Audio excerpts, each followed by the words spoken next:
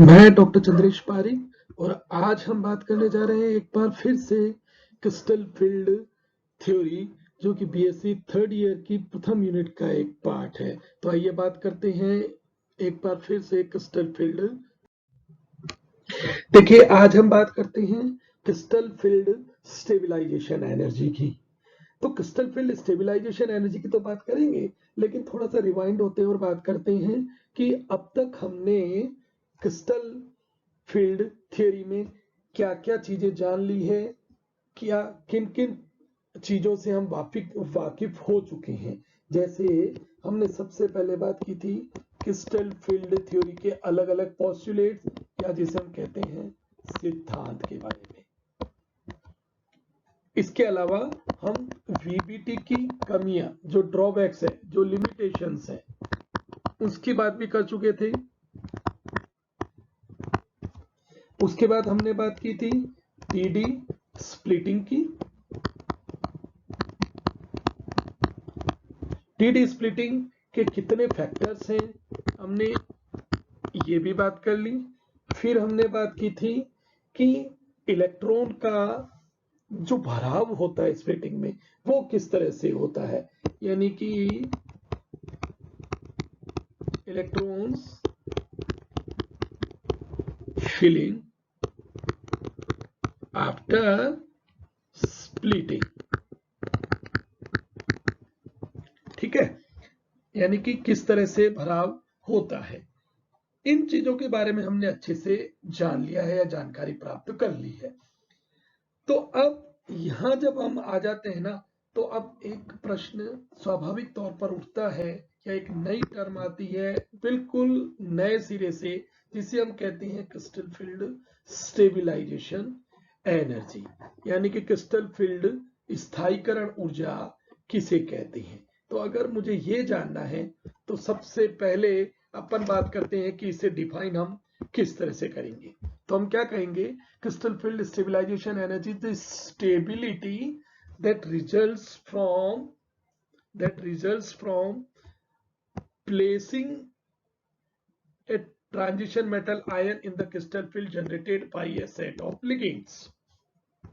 यानी कि हमने ये कहा कि किस तरह से जब लिगेंड के संपर्क में मेटल आयन आता है, तो उसके बीच में स्प्लिटिंग होती है, और जब ये स्प्लिटिंग होती है, तो इसके बाद जो डी इलेक्ट्रॉन्स का भराव होगा, उस भराव के कारण जो कॉम्प्लेक्स जो मेटल लिगेंड के बीच में बना है, उसमें जो स्टेबिलिटी आती है, वो स्टेबिलिटी ही या वो बॉन्डिंग एनर्जी ही क्रिस्टल फील्ड स्टेबलाइजेशन एनर्जी कहलाती है।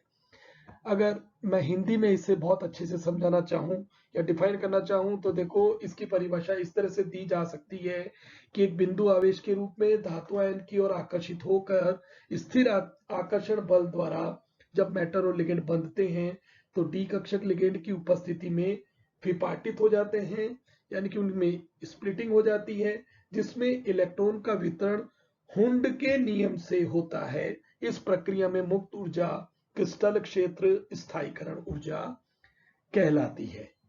यानी कि डीडी स्प्लिटिंग के बाद में डी कक्षकों का भराव होने से जो ऊर्जा मुक्त होती है, वो क्रिस्टल फील्ड स्टेबलाइजेशन एनर्जी कहलाती है। स्प्लिटिंग के बाद में इलेक्ट्रॉन की फिलिंग उन डी अलग अलग डी ऑर्बिटल्स में T2G हो या EG हो में किस तरह से होगी, ये लिगेंड के ऊपर बहुत ज्यादा डिपेंड करती है। तो हमें ये जानना बहुत जरूरी होगा कि लिगेंड्स की नेचर किस तरह की है। ऐसा नहीं है, वो अदर फैक्टर्स पे भी डिपेंड करती है, जैसे ज्योमेट्री क्या है, नंबर ऑफ लिगेंड्स कितने हैं, मेटल कैसा है। लेकिन स्प्लिटिंग के बाद में इलेक्ट्रॉन्स की जो फिलिंग होगी, वो लिगेंड के ऊपर बहुत ज्यादा डिपेंड करती है।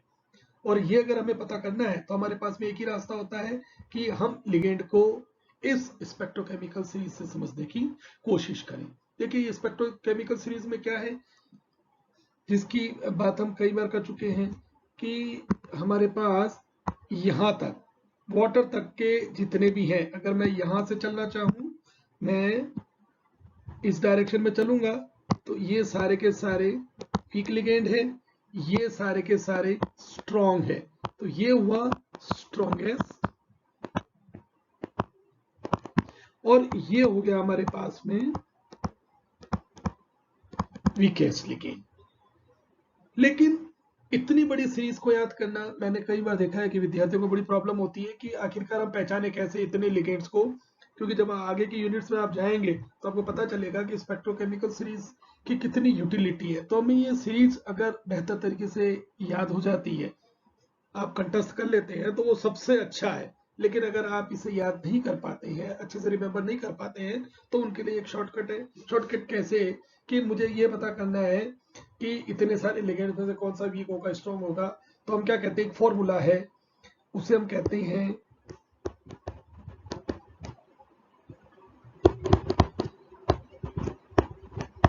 ये। इसे आप इस तरह से याद करें, सपनों से हेलो, यानी कि अपनी ड्रीम से आप हेलो कर रहे हैं। तो हमने कहा सपनों से, सपनों में हमने कहा ये कार्बन है, ये फास्फोरस है, ये नाइट्रोजन है, ये ऑक्सीजन है, ये सल्फर है और ये हैलोजन्स है। तो पूरी स्पेक्ट्रोकेमिकल सीरीज का ऑर्डर ये होगा, यानी कि इस सीरीज में अगर कार्बन, यानी कि कोई भी ऐसा लिगेंड जिसमें कार्बन डोनर होगा, वो स्ट्रॉन्गेस्ट होंगे। जैसे अपने इस पार्ट में देखिएगा आप, यहां आइए, यहां पर इन सब में क्या है, कार्बन डोनर है, तो ये स्ट्रॉन्गेस्ट हुआ। तो जिसमें कार्बन डोनर होगा तो हमने सबसे पहले उसे प्रायोरिटी में रखा। उसके बाद में देखिएगा ये PR3 यानी ये ट्राई एल्किल फॉस्फीन है, तो हमने इसे सेकंड नंबर पे लिया।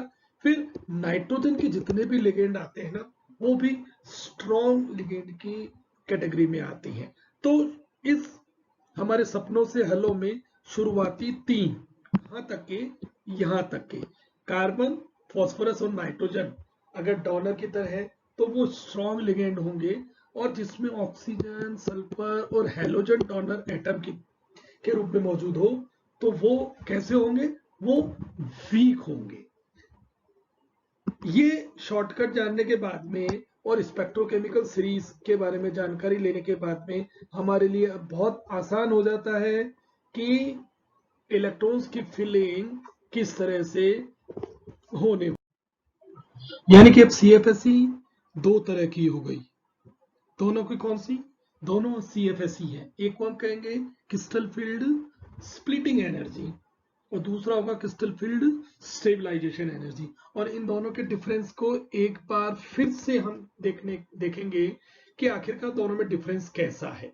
ठीक है, तो स्प्लिटिंग एनर्जी क्या थी, जिसमें हमने ये कहा कि डी के 5 ऑर्बिटल्स, ये हमने 5 लिया, इनके बीच में स्प्लिटिंग हुई। अगर ऑक्टाहेड्रल का केस लेंगे, हम कहेंगे ये T2G और ये है EG।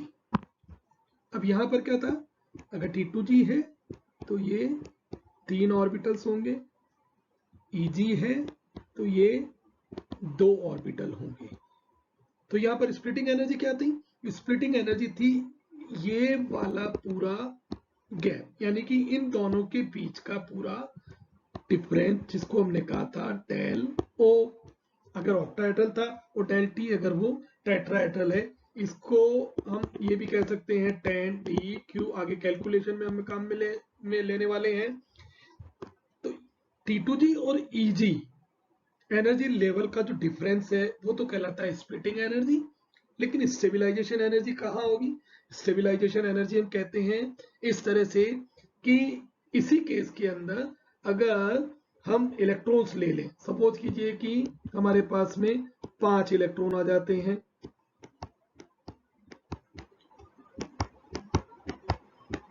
D5 का केस हम लेते हैं, तो अब क्या होगा, इलेक्ट्रॉन की फिलिंग होगी 1 2 3 4 5, कब? जबकि लिगेंड वीक है, तो हाई स्पिन कॉम्प्लेक्स बन रहा है।